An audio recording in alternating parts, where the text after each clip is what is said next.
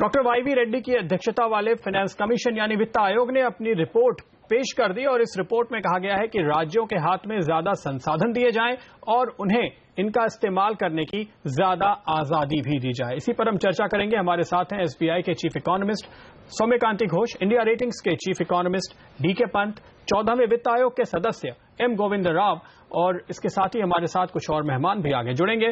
चलिए करते हैं चर्चा की शुरुआत।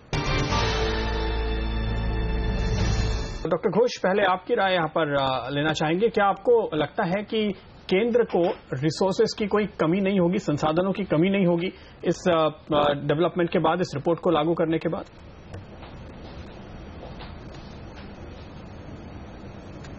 नहीं, मुझे ये नहीं लगता, क्योंकि हर फाइनेंस कमीशन का यही रोल होता है कि कितना अमाउंट डिवोल्यूशन स्टेट्स को होगा। तो आई थिंक ये जो 42% डिसाइड होगा, it's a very welcome development. And इसके साथ 3 पार्टों में एक्चुअली देखा गया है। अगर आप देखें, सिर्फ स्टेट ट्रांसफर की बात नहीं किया गया, फिस्कल कंसोलिडेशन की भी बात किया है और एक छोटा सा सेक्शन इसमें है जिसमें प्राइसिंग का भी बात किया है, जो बेसिक सर्विसेज होता है। तो मुझे तो आपका जो क्वेश्चन है, मुझे नहीं लगता कि सेंटर के कुछ ज्यादा इस पे फर्क पड़ेंगे, क्योंकि ये ऑलरेडी एक part has already been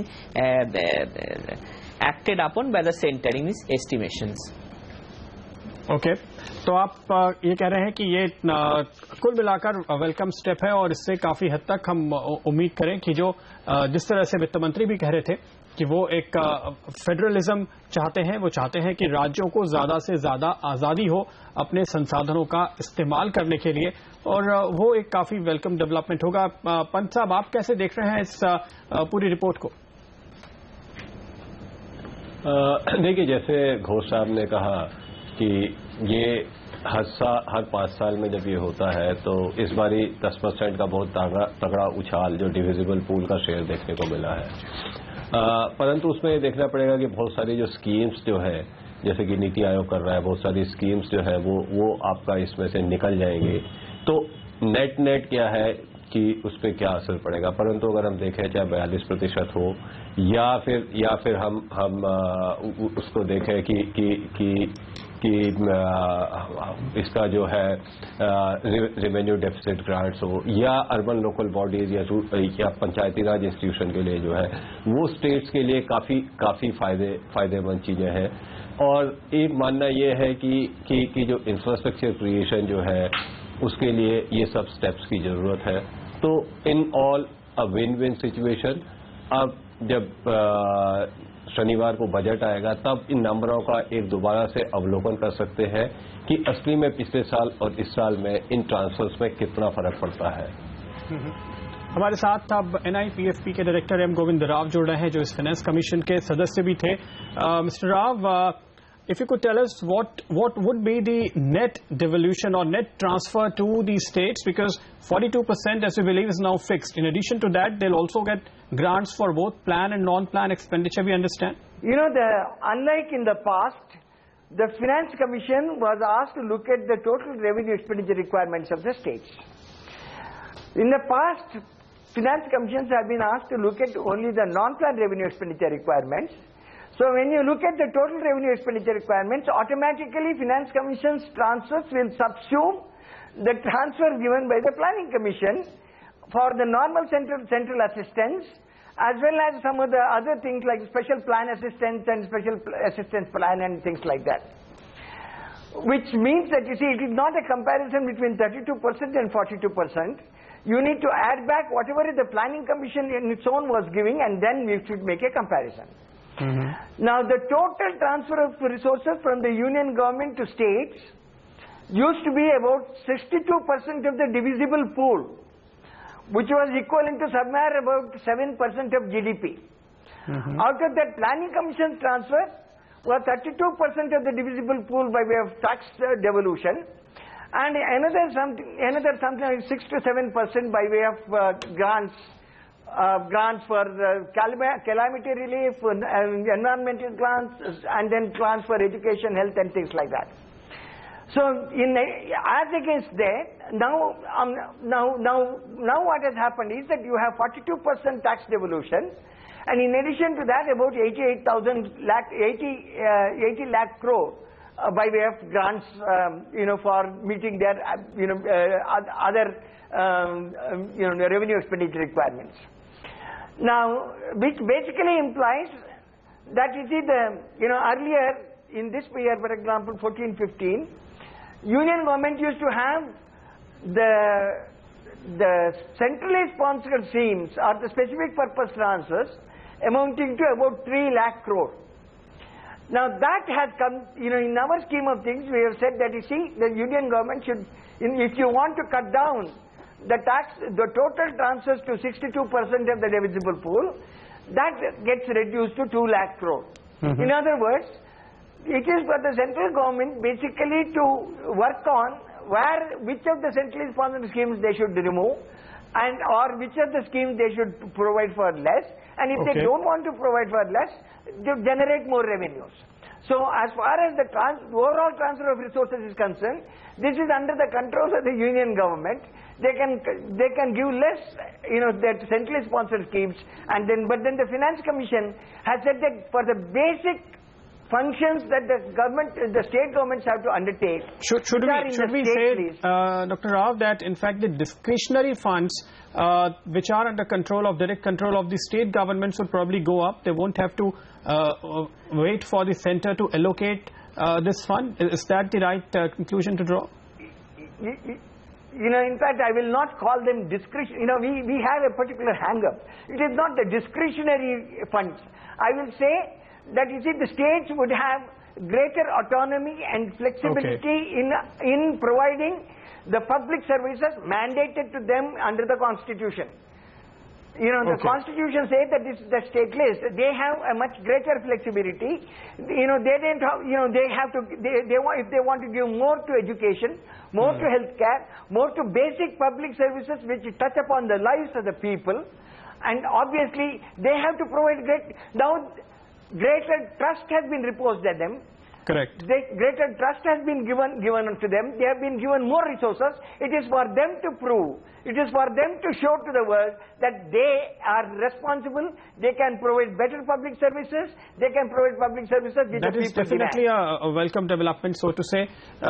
Sanjay ji, क्या कहेंगे आप? जो एक फिस्कल फेडरलिज्म की बात अभी वित्त मंत्री कर रहे थे, दरअसल उस दिशा में एक बड़ा कदम, और सरकार ने इसको लागू भी कर दिया है। इस बजट में जो प्रोविजंस होंगे उसमें इसकी छाप दिखेगी। बिल्कुल, मुझे लगता है सबसे पहली बात तो यह है कि थोड़ा सा पॉलिटिकल इनिशिएटिव को वापस सीज करने की बात है। इसकी टाइमिंग बहुत दिलचस्प है, और ये कहा जा सकता है, जो हम समझते हैं कि ये प्रधानमंत्री जी का इनिशिएटिव था कि इसको तुरंत किया जाए और अभी किया जाए, और बजट के ठीक पहले, बिल्कुल 96 आवर्स पहले इसको किया गया है। तो जिस कॉम्पिटिटिव और कोऑपरेटिव फेडरलिज्म की वो बात कह रहे थे, जो कहते थे कि देश जो है वो दिल्ली से नहीं चलता, राज्यों से चलता है और ग्रोथ वहां होना है, तो ये अपना बेस्ट मूव फॉरवर्ड इस तरीके से रख रहे हैं कि 32% से 42% बढ़ाना एक बात है, लेकिन ये कहना कि इतने पैसों का कैसे इस्तेमाल करना है ये आप तय करिएगा, हम यहां से आपको टेलर मेड स्कीमें नहीं देंगे। साथ ही साथ ये भी साफ कर दिया गया है कि जो बिल्कुल ही गरीबी हटाने वाली योजनाएं हैं सेंट्रल की, वो स्कीमें उसी तरीके से पैरेलली चलेंगी, लेकिन दूसरी बहुत सारी दर्जनों बल्कि सैकड़ों स्कीमें जो है राज्य अब अपने आप तय करेंगे कि उनको ये पैसे कहां खर्च करने हैं। लोकल सेल्फ गवर्नमेंट के लेवल तक इसमें डिटेलिंग की गई है इस कमीशन की रिपोर्ट में। आमतौर पर पिछली जितनी भी रिपोर्ट्स आई हैं 3-4 फाइनेंस कमीशन की, उसको पूरे के पूरे 100% लागू किया गया है।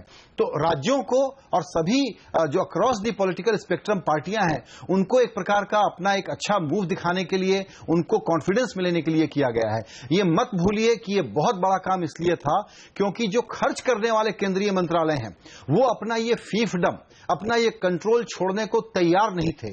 तो जिस प्रकार से एक सरकार आई थी, इसको रिकमेंडेशन को एक्सेप्ट करना था, सबको मनाना था, प्लानिंग कमीशन बनाना था और उसको हटाना था, उसके बाद नीति आयोग बनाना था। तो फंड डिवोल्यूशन का जो एक कॉम्प्लेक्स टास्क था, सब कहते थे कि पैसे दो, पहला बड़ा कदम कोई उठा के दिखा नहीं रहा था। मुझे लगता है कि आज इसकी शुरुआत हुई है।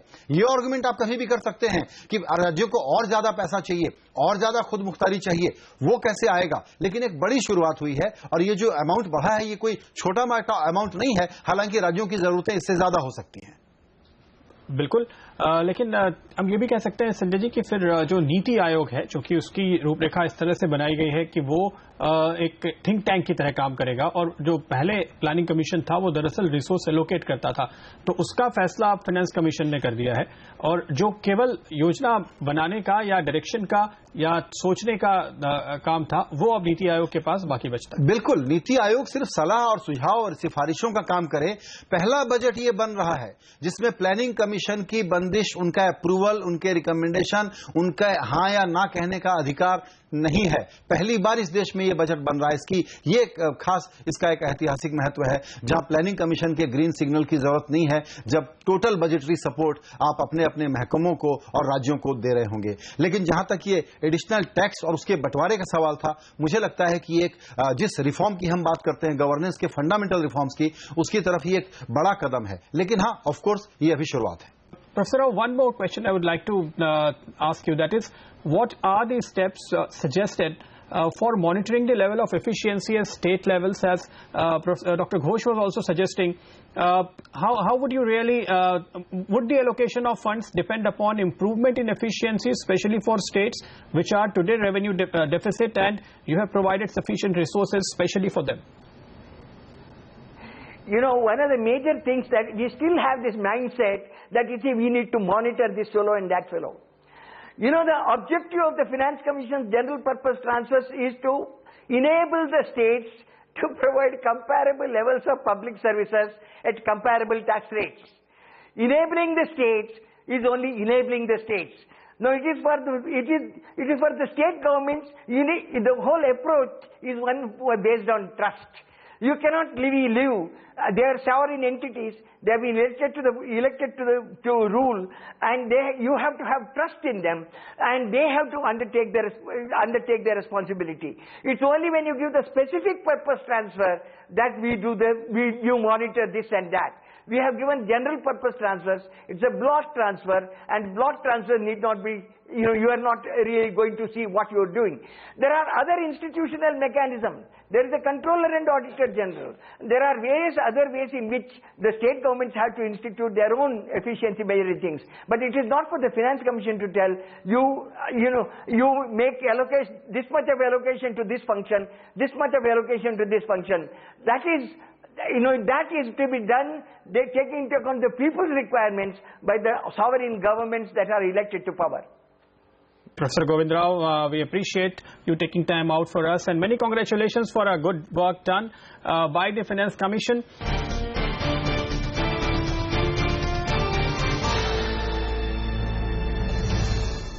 और अब हमारे साथ योजना आयोग के पूर्व सदस्य अरुण मायरा साहब भी जुड़ रहे हैं। मिस्टर मायरा, अगर हम आपको बताएं कि जो सबसे बड़ी बात निकल कर आई है, जो हमारी चर्चा चल रही थी कि राज्यों के हाथ में ज्यादा रिसोर्सेज और कम रिस्ट्रिक्शंस के साथ, यानी केंद्र से पूछना नहीं पड़ेगा कि खर्च कहां करें, कैसे देखते हैं आप इस डेवलपमेंट को? क्या ज्यादा बेहतर इससे काम हो पाएगा? I am very happy to hear कि फाइनेंस कमीशन ने यही रास्ता लिया है कि स्टेट्स के हाथ में ज्यादा पैसा देना चाहिए। हमारा देश बहुत ही बड़ा है, हमारे जो राज्य हैं उनकी सबकी कंडीशन भी अलग हैं, और वो सब कॉन्स्टिट्यूशन में रिस्पॉन्सिबल हैं अपने अपने सिटीजन्स की देखभाल करने के लिए। तो हमारे देश में ये बहुत ज़रूरी बात थी कि डेवोल्यूशन होनी चाहिए, devolution to the states, devolution to the city governments, devolution to village governments, और ये तो हमारे कॉन्स्टिट्यूशन में भी है। और खासकर ये 73rd 74th अमेंडमेंट के बाद ये फंक्शंस तो हमने क्लियरली कह दिए हैं कि ये सब फंक्शन स्टेट्स के हाथ में है या सिटीज के हाथ में है या गाँव के हाथ में भी है, परंतु हमने इतने सालों से ये फंक्शन के अनुसार फाइनेंशियल नहीं दिए। तो हमारी जो स्टेट्स हैं वो कह रही थी कि ये एजुकेशन की सब्जेक्ट या हेल्थ की सब्जेक्ट या हमारी लॉ एंड ऑर्डर की सब्जेक्ट, अर्बन डेवलपमेंट की सब्जेक्ट, ये आप कॉन्स्टिट्यूशन में हमारे ऊपर आपने ये रिस्पॉन्सिबिलिटी दी है, और ये ठीक बात है, हमारी रिस्पॉन्सिबिलिटी होनी चाहिए क्योंकि हम ग्राउंड के नज़दीक हैं, हम समझ सकते हैं कि हमारे राज्य में क्या होना चाहिए। परंतु आप ये 15 साल हो रहे हैं जब से आप ये सब सेंट्रल स्कीम्स बना रहे हैं इसी बातों के लिए, मतलब एजुकेशन या हेल्थ या अर्बन के लिए। तो आप अपने पास पैसे रख रहे हैं और हमको दे रहे हैं स्ट्रिंग्स के साथ कि आपको ये पैसे इस तरह खर्च करने हैं और इस बातों एजुकेशन के अंदर स्कूल बनाने हैं, परंतु टीचर का क्या करना है वो हम के पास पैसे नहीं आते हैं, क्योंकि आपकी स्कीम के अनुसार ही हम पैसे खर्च कर सकते हैं। मायरा साहब जी, मायरा साहब, क्या ये कहा जा सकता है कि हम जब कह रहे थे कि इस तरह के मैंडेट के साथ आए हैं तो डेमोक्रेसी की इंस्टीट्यूशंस को एक प्रकार से रीजनरेट, रिन्यू करने की जरूरत है और उनको ताकत देने की जरूरत है। तो जो इस वक्त का पॉलिटिकल कॉन्टेक्स्ट है, क्या उसको देखते हुए हम ये कह सकते हैं कि ये इंस्टीट्यूशंस को मजबूत करने की तरफ, राज्य सरकारों को मजबूत करने की तरफ एज अ सिस्टम एक बड़ा कदम उठा है आज? Very well said. वही तो हम कह रहे थे कि we need to strengthen our ground level management institutions and our state management governance institutions.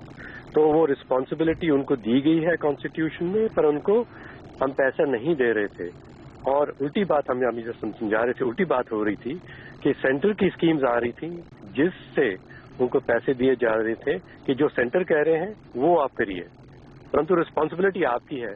और अगर लोगों का फायदा नहीं हुआ तो स्टेट को सब ब्लेम कर सकते हैं। और सेंटर भी कह रही थी कि ये तो स्टेट की सब्जेक्ट है, अगर आपको एजुकेशन नहीं मिल रही है तो स्टेट से आप कहिए कि क्यों नहीं। बिल्कुल, ये पैसा नहीं दे रहे हैं स्टेट को अपने काम करने के लिए ना। नहीं, ये दरअसल बड़ी बात है, क्योंकि हमेशा ये पासिंग द बक वाला गेम चलता था।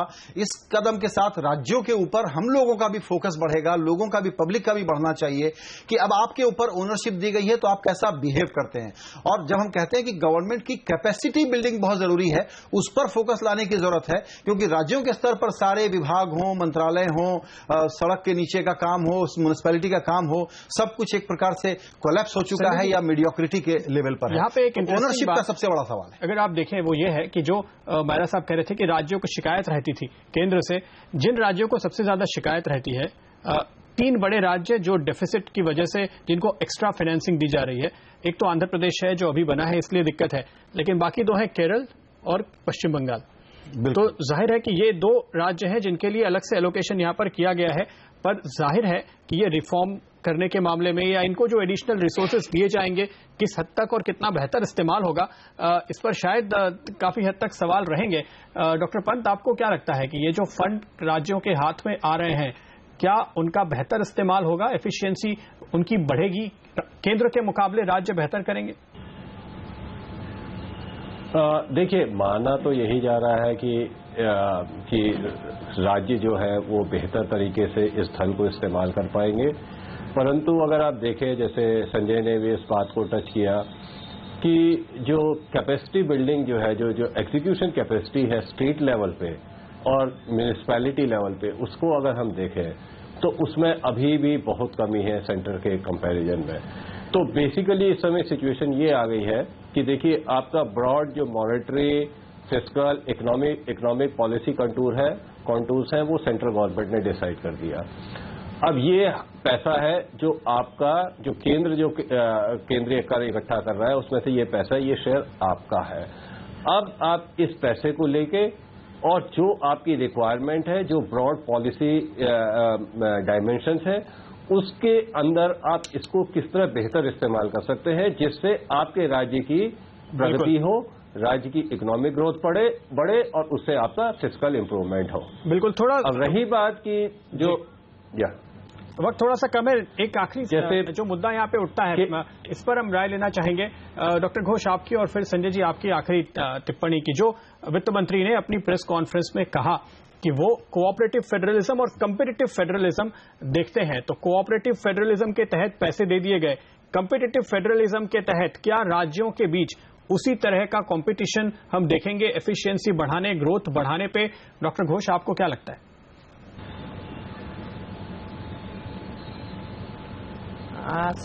दिस इज बेसिकली, ये जो आपने बात बोला कि कोऑपरेटिव फेडरलिज्म तो होगा लेकिन कॉम्पिटिटिव में क्या होगा, लेकिन इसमें मुझे लगता है कि मुश्किल है क्योंकि स्टेट्स का काफी सारे दूसरा मुद्दा भी होता है। Some of the state elections are around the corner, क्योंकि कुछ राज्यों में 2016 में इलेक्शंस है, 2015 में है। तो ये जो कॉम्पिटिटिव फेडरलिज्म है, if the states can use it, it will be very good to their advantage, लेकिन मुझे लगता है कि इसमें आने में थोड़ा सा टाइम लगेंगे। यानी संजय जी, हम ये बात कर रहे हैं कि क्या ऐसी स्थिति होगी कि टाटा नैनो का प्लांट इस वजह से गुजरात ना जाए कि पश्चिम बंगाल में उसको जगह नहीं मिल पाई, इस वजह से जाए कि 5 राज्य मिलकर उसको अट्रैक्ट करने की कोशिश करें और सबसे बेहतर जहां मौका है वहां फाइनली प्लांट लगे? बिल्कुल, ये कंपटीशन मुझे लगता है काफी हद तक कुछ राज्यों के बीच में तो शुरू हुआ है, अच्छी चीज है। बंगाल जैसे राज्य अगर अपने आप को नहीं बदलेंगे और सोचेंगे कि वो दोबारा जीत करके आ जाएं तो ये होना नहीं है। उनको भी मुझे लगता है ये बात समझ में आ रही है, लेकिन कॉम्पिटिटिव फेडरलिज्म को इस चश्मे से भी देखना बहुत जरूरी होगा कि कुछ राज्य अभी भी आपका स्पेशल हेल्प मांग रहे हैं, जरूरत है उनकी और वो डिजर्व करते हैं। इसलिए आप अभी कॉम्पिटिटिव फेडरलिज्म का नया स्पिरिट चलाते वक्त इस बात से भी अनदेखी नहीं कर सकते कि बिहार हो या झारखंड हो या उड़ीसा हो या छत्तीसगढ़ हो या उत्तराखंड हो, इनको अलग से ज्यादा सहयोग और ज्यादा बढ़ावा देने की जरूरत है। क्योंकि सचमुच जिस ग्रोथ की कहानी को लेकर के मोदी जी लक्ष्य सामने रख करके चल रहे हैं और जिस प्रकार की बातें कर रहे हैं, उसको अगर दरअसल अंजाम देना है तो जिन राज्यों का मैंने जिक्र किया वहां उसको ज्यादा बढ़ाना जरूरी है।